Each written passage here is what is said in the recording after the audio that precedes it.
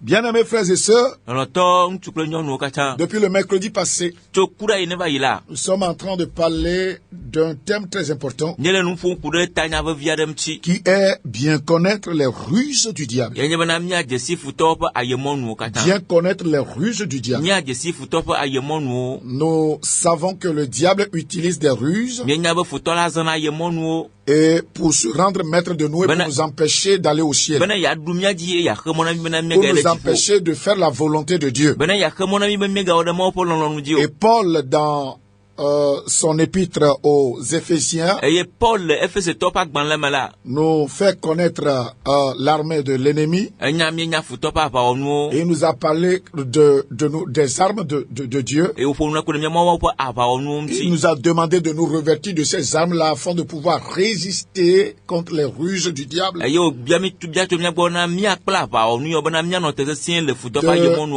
prendre ces armes-là afin de pouvoir tenir bon dans les jours mauvais. Ensuite, de prendre ces armes-là pour pouvoir tenir ferme après avoir tout surmonté. Donc par là, nous comprenons que nous sommes en guerre et il faudrait que nous connaissions les stratégies du diable. Surtout ces stratégies qu'il utilise de temps en temps et surtout dans ces derniers temps pour distraire les chrétiens et les empêcher d'aller au ciel.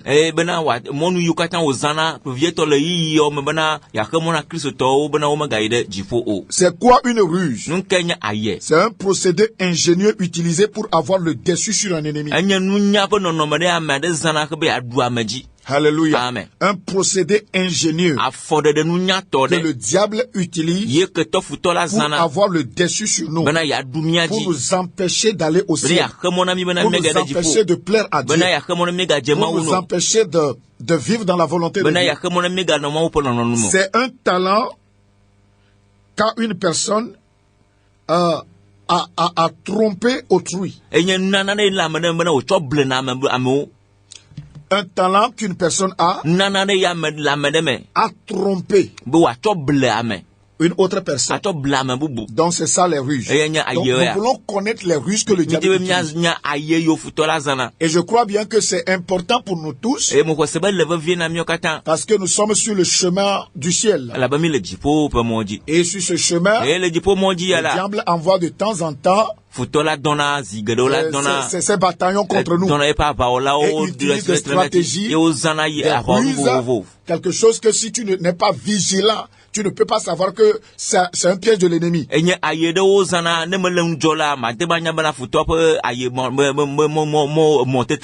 Nous allons lire les tests. Certains tests. Notre premier test, c'est Éphésiens chapitre 6. Verset 10 à 18. Nous allons lire également et 2 Corinthiens chapitre 4 verset 1 à 6. Nous allons lire également Éphésiens chapitre 1 verset 4. Et le verset que je voudrais que tout le monde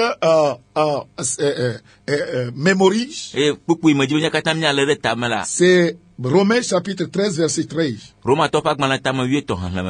Alléluia. Amen. Romains chapitre 13 verset 13. Donc nous allons utiliser et nous allons lire ces versets, voir les contenus et essayer d'expliquer un tout petit peu pour nous conduire vers dans la pensée que nous sommes en guerre et que Satan veut tout faire pour nous empêcher d'atteindre notre but. Nous allons aussi nous servir du livre Ultime Assaut de l'homme de Dieu Rick Joyner pour appuyer un peu ce que nous voudrions dire. Que le Seigneur nous donne du temps et pour que nous puissions et l'onction, l'inspiration nécessaire pour que nous puissions expliquer ces choses. Donc rentrons dans la Bible. Lisons d'abord notre verset de mémoire. Le verset de mémoire. Un enfant de Dieu doit avoir un verset par jour. Garder un verset est une bonne chose. Marchons honnêtement Comme en plein jour, loin des excès de l'ivrognerie, de la l'usure et de l'impudicité, des querelles et des jalousies. Marchons honnêtement comme en plein jour, loin de certaines choses. La première chose, c'est l'ivrognerie. La deuxième chose, la l'usure. La troisième chose, non, la l'usure, ce n'est pas la l'usure, c'est la recherche des plaisirs sexuels pour soi-même. Des pensées impures, sexuelles, pornographie, des habits sexy, voilà, des choses comme ça. Voilà. Et de l'impudicité, les querelles et les jalousies. Pourquoi j'ai amené ceci? Vous allez le comprendre plus tard. Que ce sont les stratégies que le diable utilise pour nous déstabiliser, pour nous empêcher de demeurer dans la volonté de Dieu. Donc nous devons connaître ces stratégies. Voilà. Nous allons voir également dans la Bible que Paul a donné les armes, les armes de Dieu. Dans Ephésiens chapitre 6, nous allons lire ceci. À partir du verset 10. Ephésiens 6, à partir du verset 10. Au reste, frères, fortifiez-vous dans le Seigneur et par sa force toute puissante. Donc nous devons nous fortifier. Le chrétien appelé à se fortifier. Verset 11. Revêtez-vous de toutes les armes de Dieu afin de pouvoir tenir ferme contre les ruses du diable. On nous montre par ici la raison pour laquelle nous devons nous revêtir des armes de Dieu. Nous devons nous revêtir de ces armes-là parce que nous sommes informés que le diable utilise des ruses. Et c'est notre devoir, notre responsabilité de le résister. Verset 12. L'information là aussi est très importante. Vous êtes avec votre Bible? Lisons le verset 12 ensemble. Car nous n'avons pas à lutter contre la chair et le sang, mais contre les dominations, contre les autorités, contre les princes de ce monde de ténèbres, contre les esprits méchants dans les lieux célestes. Donc, on nous apprend que notre combat, ce n'est pas contre un homme, ce n'est pas contre une femme, ce n'est pas contre nos frères, mais tout ce qui se passe dans le physique, ça vient des principautés, des dominations, du diable. Le verset 13 nous dit, c'est pourquoi prenez toutes les armes de Dieu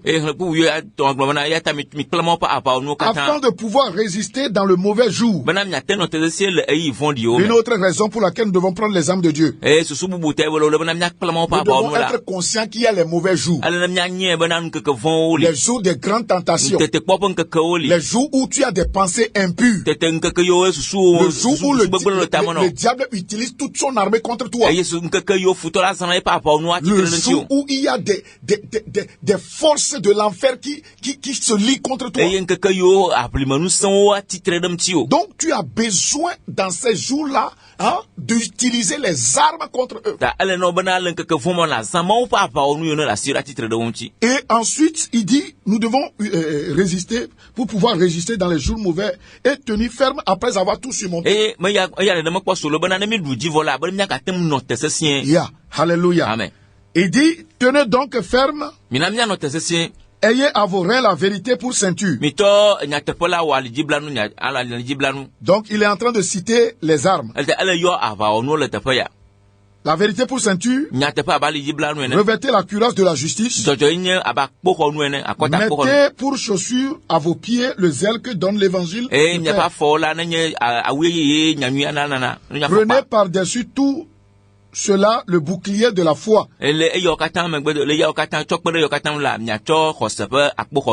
avec lequel vous pourrez éteindre tous les traits enflammés du diable. Verset 17. Prenez aussi le casque du salut et l'épée de l'esprit qui est la parole de Dieu. Et le verset 18, c'est important pour moi. C'est important pour nous tous. Faites en tout temps par l'esprit toutes sortes de prières et de supplications.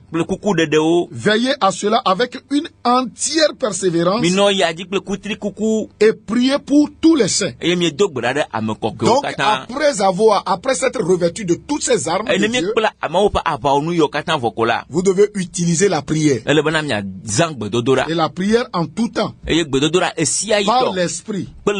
Toutes sortes de prières de supplications. Et on doit veiller à cela avec persévérance. On doit prier pour nous-mêmes et prier pour tous les saints, prier pour toute l'église. Prier pour les pasteurs, prier pour tout le monde.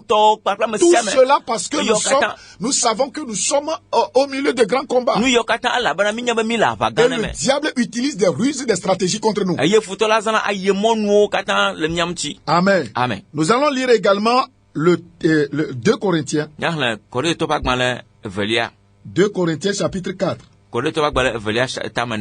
Pour voir quelque chose aussi là-bas. Versets 1 à 6. C'est pourquoi ayant ce ministère selon la miséricorde. Dans le ministère, c'est selon la miséricorde. La vie chrétienne, c'est selon la miséricorde. Je suis en train de lire tous ces passages à cause de ce que nous allons dire par la suite. Il faudrait que ça soit clair dans nos pensées. C'est pourquoi ayant ce ministère selon la miséricorde, qui nous a été faite, nous ne perdons pas courage. Alléluia. Amen. Donc c'est la miséricorde que Dieu nous a faite. Et notre vie chrétienne et notre ministère doit aller dans ce sens. Nous aussi nous devons exercer la miséricorde envers les autres. La seule personne envers qui nous devons être trop rigoureux, c'est nous-mêmes. Mais le ministère doit être selon la miséricorde. Nous rejetons les choses honteuses qui se font en secret. Parfois le diable nous pousse à faire des choses honteuses. Et le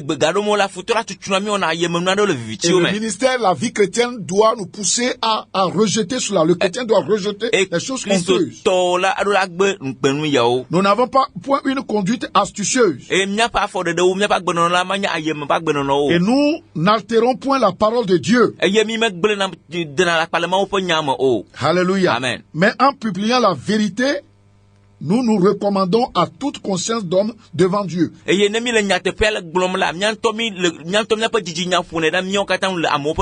nous voulons aller au ciel, nous devons nous recommander à toute conscience devant Dieu. Notre vie doit être tellement exemplaire au point que les démons n'aient rien à trouver en nous. Ils n'auront rien à montrer, à dire de nous. Malheureusement, ils utilisent des ruses aujourd'hui qui nous poussent à tomber dans le péché. Et puis, voilà. Et nous altérons la parole de Dieu. Maintenant, voici le verset 3, ce que le verset 3 dit. Si notre évangile est encore voilé, il est voilé pour ceux qui périssent, pour les incrédules dont le Dieu de ce siècle a aveuglé l'intelligence. Donc nous sommes en train de voir le rôle de Satan. Aveugler l'intelligence des gens afin qu'ils ne visent pas briller la splendeur de l'évangile de la gloire de Christ qui est l'image de Dieu. Nous ne nous prêchons pas nous-mêmes. Aucun pasteur ne doit se prêcher lui-même. Il ne doit prêcher ses vêtements. Il ne doit pas prêcher ses diplômes. Il ne doit pas prêcher sa connaissance. Mais il doit prêcher Christ. C'est Jésus-Christ le Seigneur que nous prêchons. Si advenait que le pasteur se prêche trop, alors vous allez remarquer tout à l'heure qu'il est tombé dans le piège du diable. Et nous disons vos serviteurs à cause de Jésus. Donc nous sommes appelés à être serviteurs. Ceci nous maintient dans la position d'humilité, loin de l'orgueil. Serviteurs. Quel que soit le titre, quel que soit le nom qu'on te donne, serviteur. Alléluia. Amen. Nous sommes des serviteurs à cause de Jésus-Christ. Amen. Amen. Car Dieu qui a dit, la lumière brillera du sein des ténèbres, a fait briller la lumière dans nos cœurs pour faire resplendir la connaissance de la gloire de Dieu sur la face de Christ. Alléluia. Amen. Donc notre but c'est de connaître le Christ. Que Dieu nous fasse grâce. Le dernier passage que nous voulons lire, avant d'expliquer ce que nous voulons dire aujourd'hui, Éphésiens chapitre 4, verset 1 à 4. Ces versets nous montrent ce que nous devons être et ce que nous ne devons pas être. Ce que Dieu veut de nous et ce qu'il ne veut pas de nous. Pour nous expliquer que quand le diable utilise ses ruses contre nous, nous devons nous maintenir dans ces vérités-là. Je vous exhorte donc, moi le prisonnier dans le Seigneur,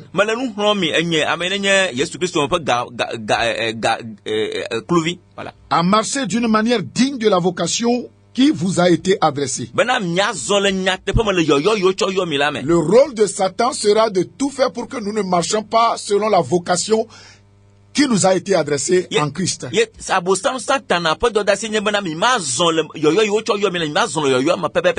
Par exemple, si je hais mon frère, ça voudrait dire que je ne demeure pas selon la vocation qui est que j'ai reçue. Mon rôle, c'est d'aimer. Mon devoir, c'est d'aimer. Ma vocation, c'est d'aimer. Amen. Amen. Ma vocation, c'est d'aimer. Si Dieu m'envoie prêcher le message de repentance et je ne le fais pas, je viens maintenant prêcher le message du confort matériel, ça voudrait dire que je ne marche pas d'après la vocation qui m'a été adressée. Donc Paul dit aux Éphésiens ici de marcher d'une manière digne de la vocation qui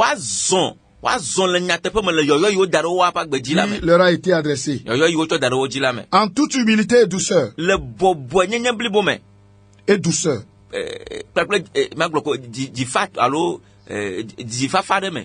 Avec patience, vous supportant les uns les autres avec charité.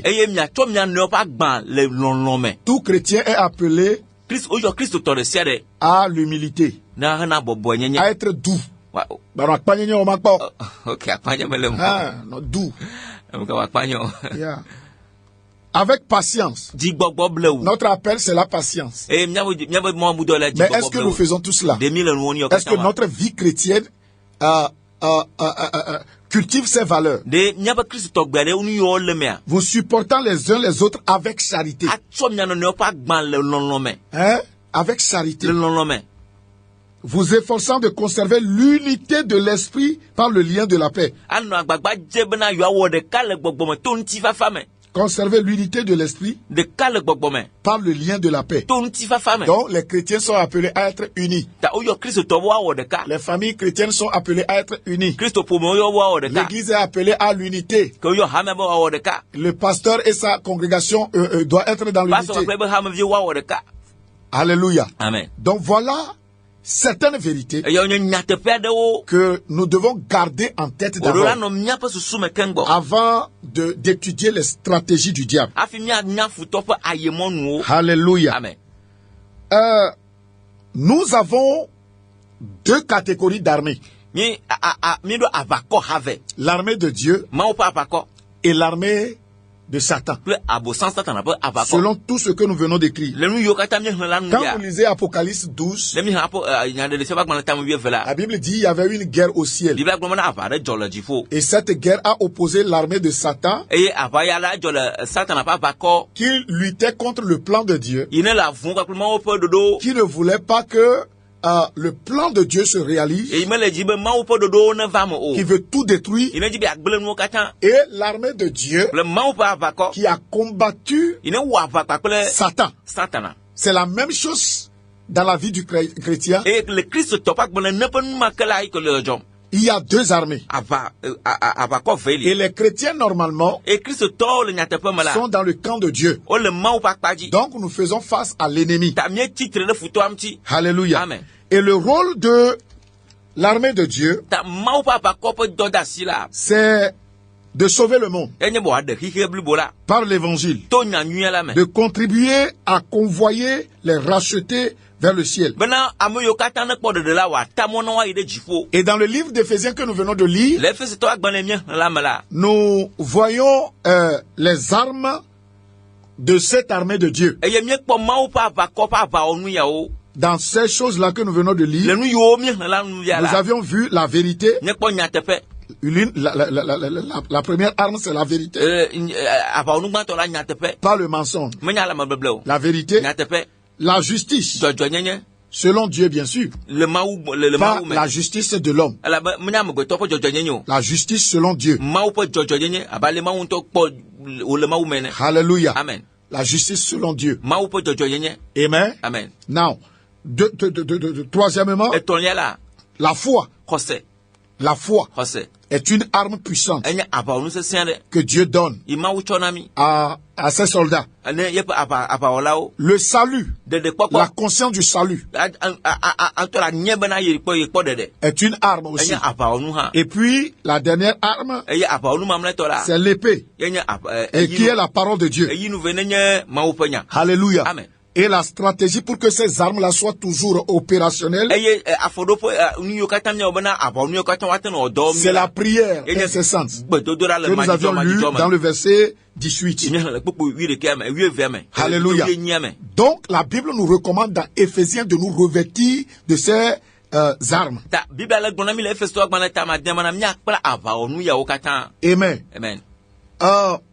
L'armée de Satan nous a pour rôle d'empêcher les gens de recevoir Jésus-Christ dans leur vie, de marcher dans la sanctification et dans la volonté de Dieu,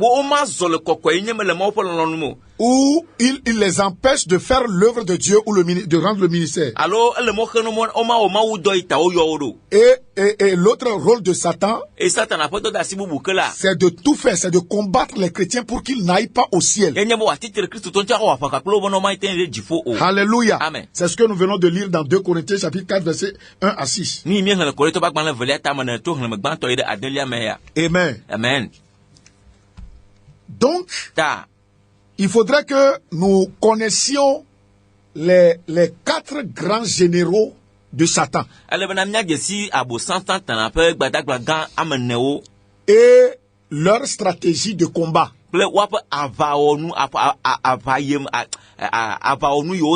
Yeah. L'Éphésiens nous a dit, Paul nous a dit dans Éphésiens que Satan utilise 4 généraux. Ce sont les dominations, ce sont les autorités, ce sont les princes de ce monde, les ténèbres, et les esprits méchants. Bon, d'habitude, en milieu chrétien, nous parlons de la sorcellerie, de la sirène des eaux, de tout cela. Nous parlons aussi quelquefois de leur stratégie, les hôtels, les fondements, tout cela. Les portes antiques, tout ça là, ce n'est pas essentiel. Ce qui est très essentiel, c'est de connaître les rues du diable, ses stratégies. Alléluia. Amen. Et donc, cette armée de Satan est divisée en des bataillons, selon Rick Joyner.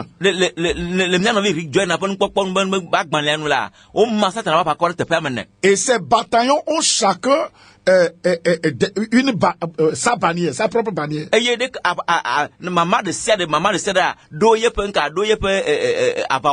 Donc, le premier bataillon, c'est l'orgueil. Alléluia. Amen. Le deuxième, c'est la propre justice. Vous voyez pourquoi nous avions lu Éphésiens chapitre 4 maintenant, où on nous parle de l'humilité, douceur, tout cela. Vous voyez, vous comprenez maintenant pourquoi nous avions lu Romains chapitre 13 verset 13, où on nous demande de marcher dans la lumière, loin des essais de table, de la jalousie, des querelles, tout cela. Frères et sœurs aspirant au ciel, du ciel, nous avons pour obligation de comprendre cela. Donc l'orgueil, premier bataillon. Première troupe, c'est l'orgueil. Deuxième, c'est sa propre justice. Et non la justice de Dieu. Alléluia. Amen. Lorsque vous lisez Matthieu chapitre 5,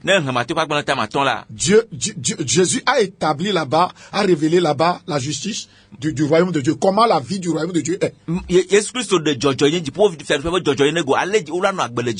te frappe à la joue gauche. Ce n'est pas à cause de ça que toi aussi tu dois frapper. Normalement la justice humaine dit il m'a frappé, moi aussi je le frappe. Ou soit même si je le frappe pas, je me sépare de lui. Je n'ai plus rien à faire. Alléluia. Amen. Au foyer, leçon de paix. Papa dit tu dois me respecter. Maman dit, tu dois me faire ceci. Or, la justice de Dieu établit autre chose. Alléluia. Amen. Matthieu 5, Matthieu 6, Matthieu 7. Et c'est là où nous succombons. Hein? Nous ne connaissons pas les bataillons du diable. L'enfant dit, parce que mon père ne m'a pas fait ceci. Voilà pourquoi je dois l'embêter. Ma mère ne m'avait pas fait ceci. Voilà pourquoi je dois l'embêter. Je ne peux pas l'aimer. Mais la justice de Dieu n'est pas ça. La vie chrétienne n'est pas ça. Donc, deuxième bataillon, propre justice. Troisième bataillon, respectabilité. Alléluia. Amen. C'est un sentiment. Bon, quelqu'un va me dire, si je veux qu'on m'accorde de l'honneur, ou bien si je suis en position d'honneur, quel est mon problème? Le problème vient quand quelqu'un vient t'embêter un tout petit peu. Et que tu n'arrives pas à supporter, et à cause de ça là, tu sors de la justice de Dieu. Yeah,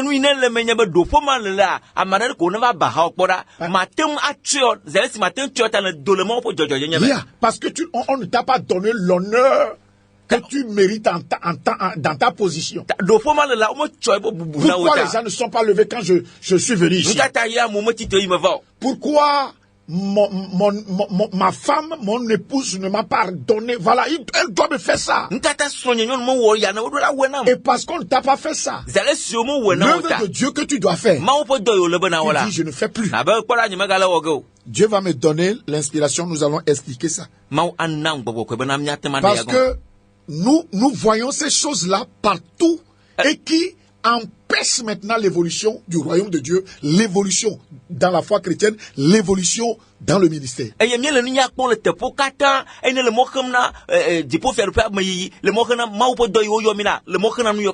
vous ai dit maintenant que nous sommes appelés selon la miséricorde et notre vie doit être dans la miséricorde. Envers nos frères, c'est la miséricorde. Le rapport avec nos frères, c'est la miséricorde. Il t'a embêté, il t'a fait mal, tu dois l'aimer.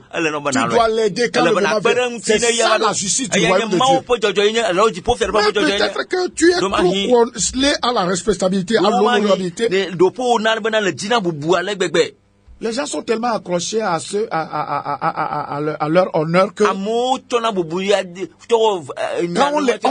on les embête un tout petit peu, ils peuvent même détruire l'œuvre de Dieu. Satan utilise ça contre nous. C'est la responsabilité là, c'est bataillon. On doit me respecter. On doit me respecter. Tout le monde doit me donner. Et c'est ça qui fait que on se bat pour les positions, les titres. Quatrième bataillon. Des ambitions égoïstes. Dans tout ce que tu fais. Ton intérêt d'abord. Malheureusement, beaucoup d'hommes de Dieu sont là-bas.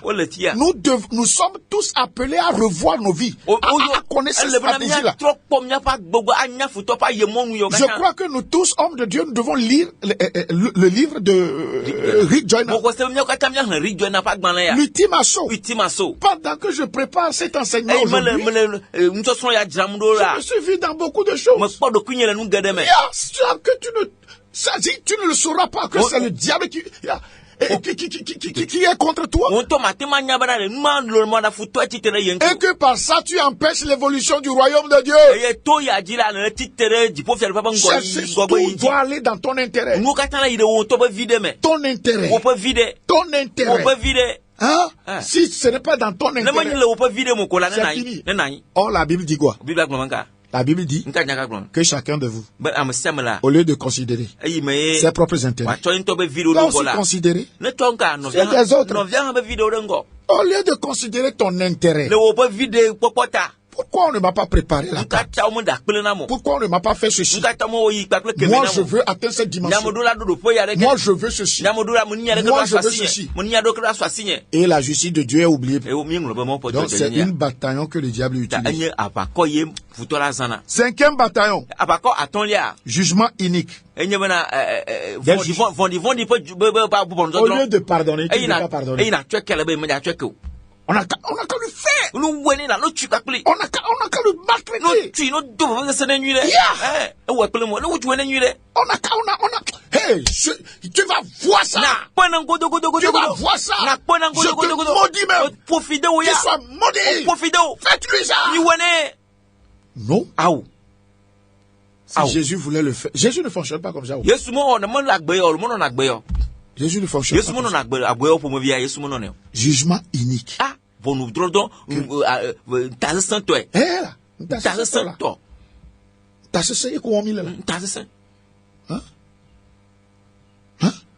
Mon frère est tombé dans le péché.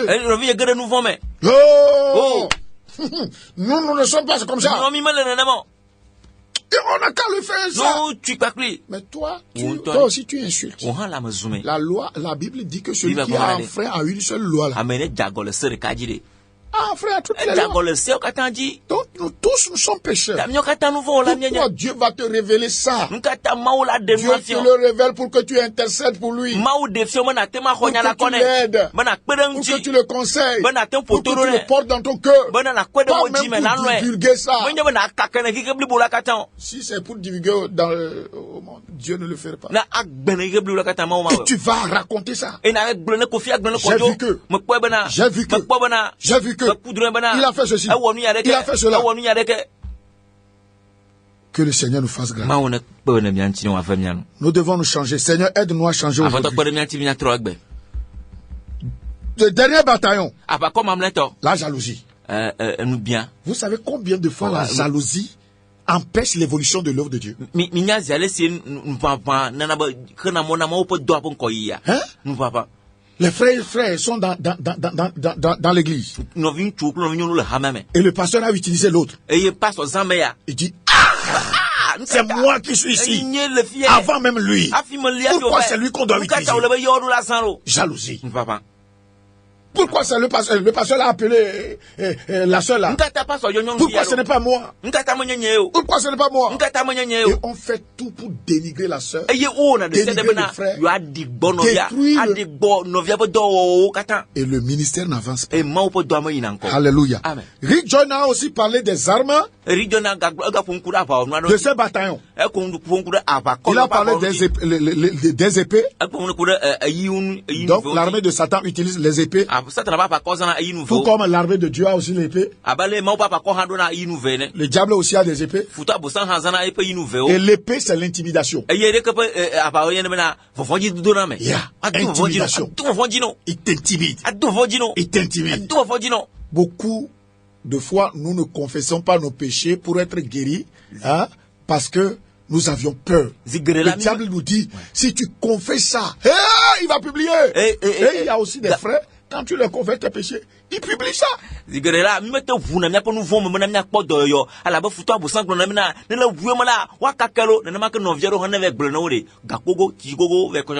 La lance, les lances, ils utilisent l'autre arme, c'est les lances. C'est la traîtrise. Les gens sont devenus traîtres.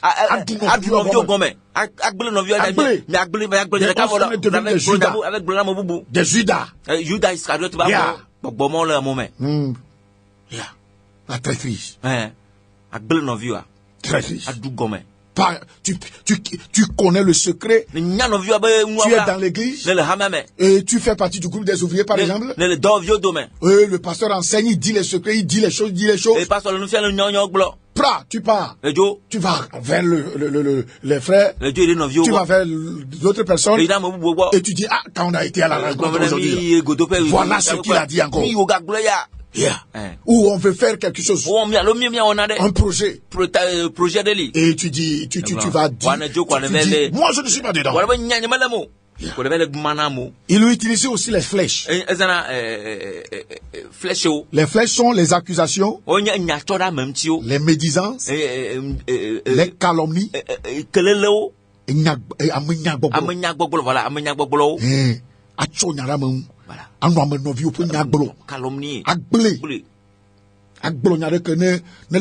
quand tu parles de ton frère chez quelqu'un là, quand l'autre là le regarde, il ne peut plus considérer. Ça arrive dans les églises. Certains fidèles, ils parlent mal de leur pasteur. Quand le pasteur vient prêcher, ça peut être un message qui peut bien aider la congrégation. Le fidèle lit et écoute le message selon l'opinion qu'il a, la nouvelle opinion qu'il a de son pasteur.